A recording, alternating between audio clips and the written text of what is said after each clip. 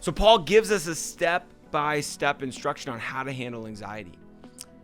And so when we look at these biblical examples of these young people doing extraordinary things, don't think that they were immune to the common feelings and emotions and desires that young people have today. We're still people.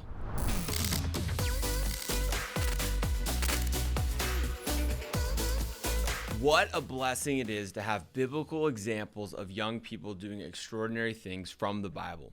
We can learn so much from David, Mary, and Joseph, and countless others in the Bible. Those of us who have teenagers in our lives can use these examples to encourage and mentor them. And those of you that are teenagers can look to these examples for inspiration and guidance. Now, perhaps you've been watching these videos and thinking, young people in the Bible lived so long ago, can we actually relate and learn from them today? We face a lot of different issues and things, and society lives on different parts of the world. Like, what can we actually learn from these biblical examples? And that's a good question. Yes, David, Mary, and Joseph lived thousands of years ago in a different part of the world, but they were people who served the same God as we do. They were people who had the same emotions, thoughts, and feelings that we have today. For example, I believe that David, Mary, and Joseph all dealt with anxiety. And as I've spent the past 10 years working with youth in a variety of different situations as a teacher, as a coach, and as a youth pastor, anxiety is one of the main things that I talk about with youth because it's one of the main things that they bring up as a problem that they're facing in their lives. And I'm sure that David had to deal with some anxious thoughts before he stood toe-to-toe with Goliath. Even though he was confident in his identity in the Lord and he knew what he was supposed to do, I guarantee you there were still thoughts that went through his head, anxious thoughts before he did what he did. Mary had to deal with some anxious thoughts as she considered being a mother, as she considered the shame and judgment that people would cast her way knowing that she was pregnant without being married. She had to fight with those feelings of shame and anxiety. And Joseph had plenty of situations in his life that could have caused anxiety. Being in slavery, being in prison, leading all of Egypt, even when he's elevated, right? Leading Egypt through a famine, there could be some anxious thoughts that he would be attacked with. Am I capable of this? Am I fit for this? Do I know what I'm doing? So what did they do with these thoughts, and what do we do with anxious thoughts today?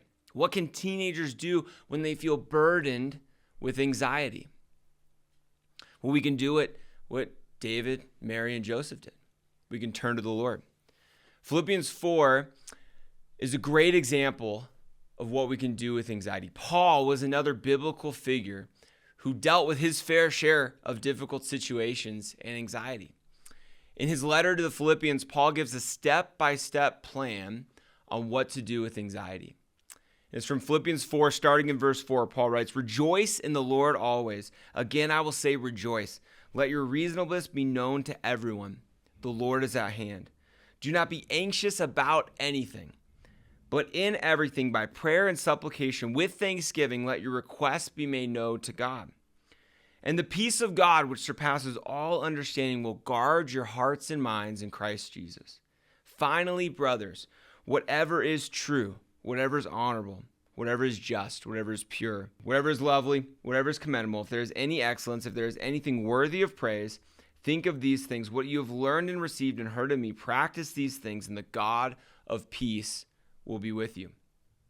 Step by step, Paul dealt with anxiety. He was in prison as he wrote this letter to the Philippians. And he starts with rejoice in the Lord always. I will say it again, rejoice. He's in prison and he's encouraging people to always rejoice in the Lord. Always rejoice in the Lord. Let your reasonableness be known to everyone. And we can rejoice in the Lord despite our circumstance because we serve a God who's bigger than our circumstances.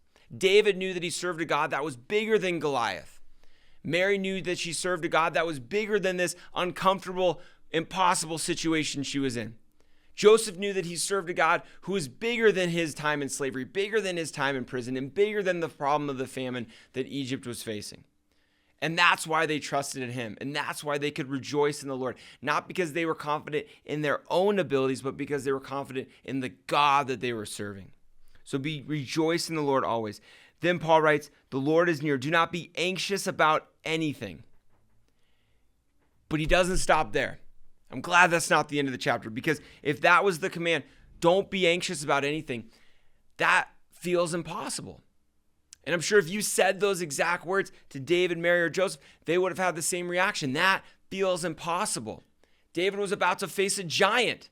It's natural to feel anxious. Mary was about to walk through her small town pregnant and unmarried.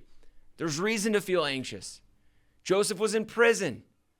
That would cause anxiety. So Paul keeps writing, maybe you're in a situation where you feel like it's impossible to not feel anxious about what you're going through.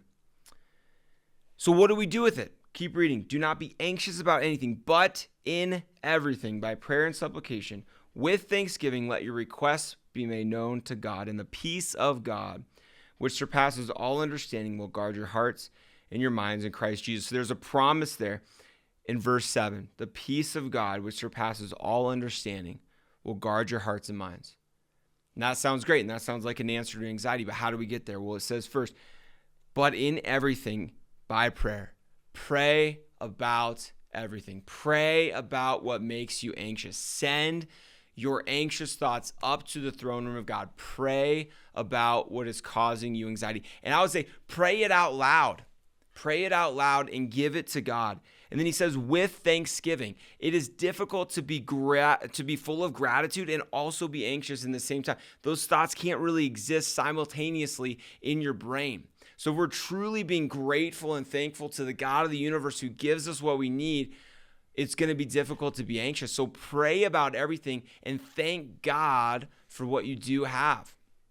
And then after that, he says, make your requests be known to God. And then the promise comes in. So if we're truly being grateful and we're truly giving our requests and our anxious thoughts and desires to the Lord, then he will guard your hearts and minds in Christ Jesus. But Paul doesn't stop there. He continues in verse 8 and he says, finally, brothers, whatever is true, whatever is honorable, and he gives a list of things that we should be thinking about. And I love that first one, whatever is true.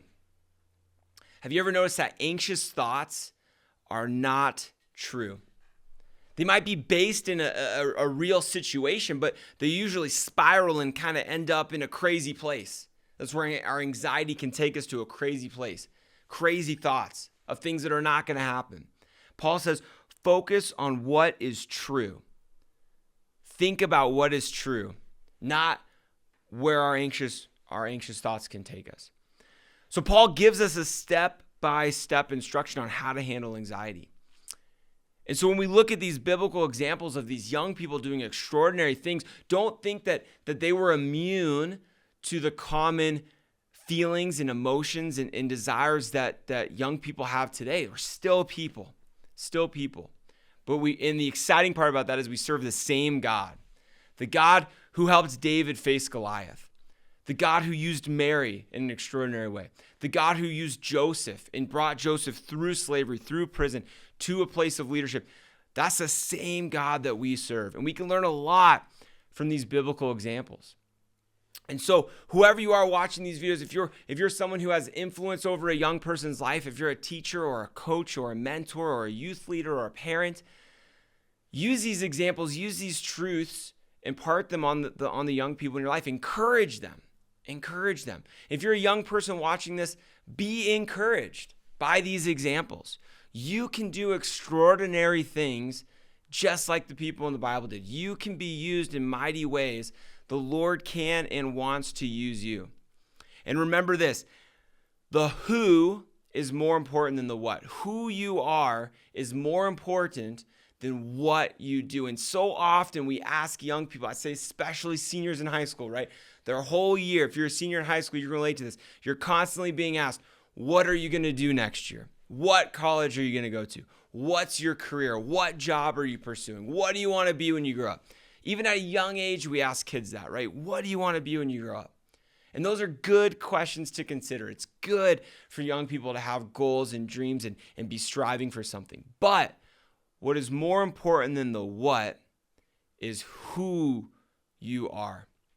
So what if we ask young people that more often, or make sure they know who they are and who their identity is rooted in, because their identity should not be rooted in what they do. in a career path and in an athletic ability and anything like that. It should be grounded in who they are, and who you are is a child of God. That is your identity. And if that is what we can impart on youth, if that is what young people in Generation Z can be grounded in and know that they are a child of God, that is who they are, if that's what's most important to them, if they're grounded in that truth, then you will do extraordinary things. Put your identity in that, who you are, not what you do. Put your identity in Christ, and he will use you to do extraordinary things.